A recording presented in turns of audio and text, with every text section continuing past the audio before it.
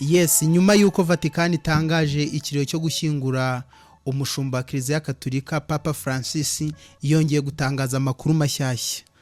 Aya makuru niyo turi bugarukeho mu nkuru nyamukuru yacu y'uyu munsi. Tuguhaye ikaze kuri Sia Media TV, aho tukugezaho amakuru atandukanye, ibiganiro, inkuru ziba zagiye zitambuka buri munsi. Wowe wahisemo rero kubana natwe, wakanze subscribe ukadukurikira, ibiganiro byacu bibonera ku gihe. Nawe utarayikanda rero turakurarikira kugira ngo wihute ukandeho kuri ako kazogera, kugira ngo inkuru tuzayadushyiraho buri munsi uzajye uzibonera ku gihe. Niba umaze gukurikirana ikiganiro cyacu, kanda like, kande comment, ukande share kugira ngo ugisangize abandi, nabo inshuti zawe nazo zibashe kumenya amakuru agiye atandukanye hirya no hino. Umushumba wa Kiliziya Gatolika Papa Francis wayoboye Kiliziya Gatolika kuva muri 2013 ku itariki 13 z'ukwezi kwa gatatu, ubwo nibwo yatorwaga kuba yahagarara muri uyu mwanya, akaza kurahira ku itariki 19 z'ukwezi kwa gatatu muri uyu mwaka wa 2013. Nibwo yaramaze igihe havugwa inkuru nyinshi yuko yajyanywe mu bitaro, aho ubuzima bwe butari buhagaze neza.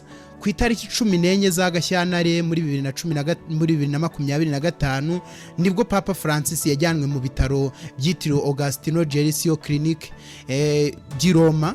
Akaba yarajyanywe kubw'ikibazo yari afite mu buryo bw'imihumekere cyangwa indwara ifata inzira z'ubuhumekero. Akaba rero haragiye hakomeza kuvugwa amakuru menshi atandukanye, uburyo byagiye bigenda. Mbega Vatican yagiye itangaza amakuru menshi.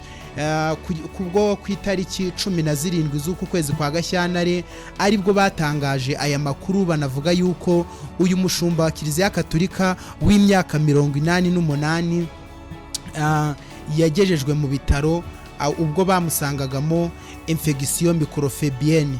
Izi rero ni infection polymicrofebienne, ni indwara ifata ubuhumekero.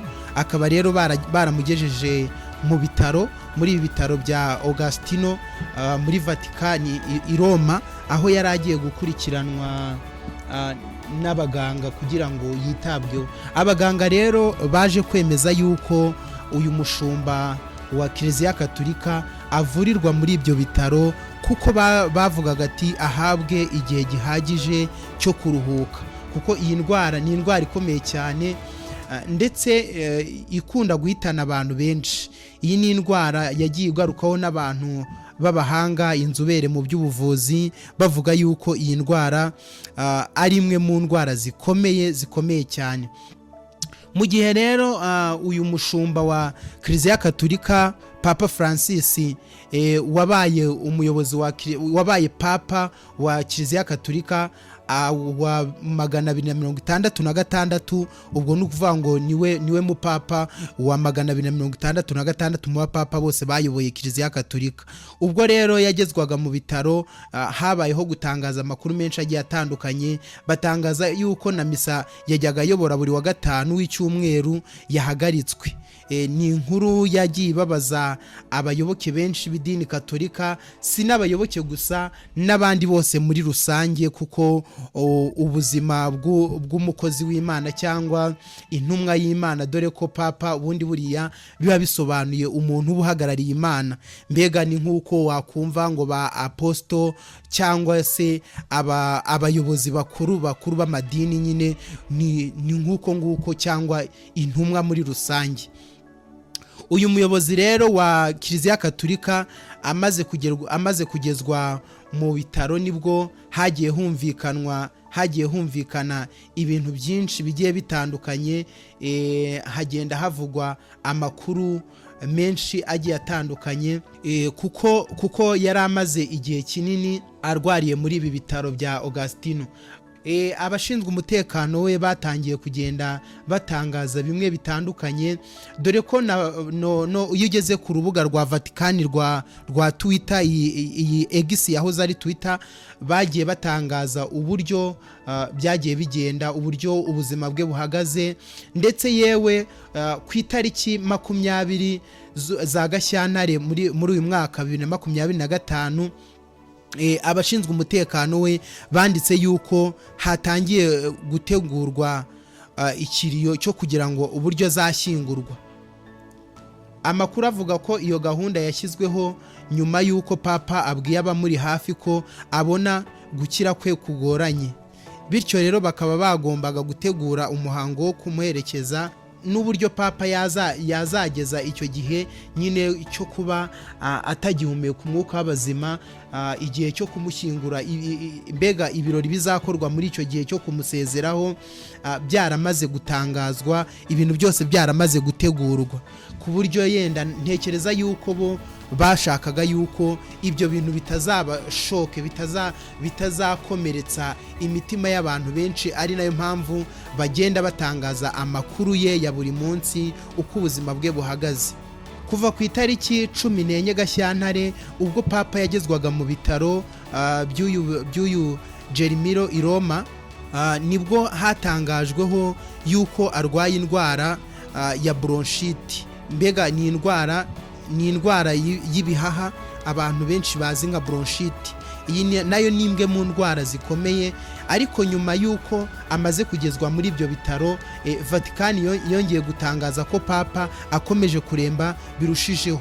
Yaje gusangwamo rero iyi ndwara twakomeje kubabwira ya infection polymicrobienne, nayo ifata inzira z'ubuhumekero. Urumva bamugejeje mu bitaro, bamusuzumye bwa mbere basanga arwaye bronchite, ariko baza gusuzuma basanga yafashwe n'iyi infection. Iyi infection nayo rero bagomeje kugerageza bamuhindurira imiti. Vatican yavuze ko ubu burwayi bwa papa bukomeye nubwo atari gukoresha oxygene imufasha guhumeka. Yagomeje kugenda itangaza yuko izi ndwara z'ubuhumekero si iz'ubu gusa. Ni ukuvuga ngo Vatican yagomeje gutangaza yuko izi ndwara z'ubuhumekero, kuvuga ngo papa ntago ari ubu ngubu nyine yaba zirwaye, kuko yigeze kurwara indwara yindi y'ubuhumekero nayo izwi nka pneumonia. Pneumonia nayo ni indwara ifata igice cy'ibihaha kimwe kikaza gukatwa. Urumva ko nayo yigeze kuba indwara yigeze kurwara. Uyu Papa Francis, uyu mushumba wa Kiliziya Gatolika wayoboye kuva muri 2013, ubundi amazina ye nyakuri yahawe n'ababyeyi ni George Mario Bergoglio. Akaba ari umwarigentine, akaba ari we wa mbere wabaye papa ukomotse ku mugabane wa Amerika. Mbere yo kuba papa yari umwepiskopi wa Brennamos muri Argentine. Ubwo yabaye uwo mupapa yabaye uwo mwepiskopi kuva mu 1998 kugeza ubwo yagirwaga papa mu mwaka wa 2013. Rero uyu munsi tuvuga aya makuru nibwo Vatican yongeye gutangaza yuko uyu mushumba wa Kiliziya Gatolika uyu munsi yongeye kuryama agasinzira, mbega bigaragaza yuko ubuzima bwe uyu munsi wa none buhagaze neza, burimo buragenda neza kuko yongeye guhumeka. Urumva iyi ni indwara ifata ibihaha igafata inzira z'ubuhumekero, ariko uyu munsi byongeye kugaragara yuko yaje kongera kuryama agasinzira. Ni amakuru meza rero kuba mukunda, kubayoboke b'idini Gatolika, kubakurikiranira hafi ubuzima bw'uyu mushumba wa Kiliziya Gatolika. Mbega akaba ari umwe mu bantu bakunzwe n'abantu benshi, kuko ari umwe urangwa n'ibikorwa byiza yagiye akora mu baturage ndetse n'aho ayoboreye, abereye umuyobozi wa Kiliziya Gatolika. Murakoze. Amakuru yacu nakagaruka, icyo tugusaba ni ukugira ngo ukande like, ukande share, ukande comment, utubwire aho uherereye hirya no hino abadukurikirana, kandi ntiwibagirwe subscribe kugira ngo ibiganiro byacu bizajye bikugeraho 5 kuri 5. Turabakunda.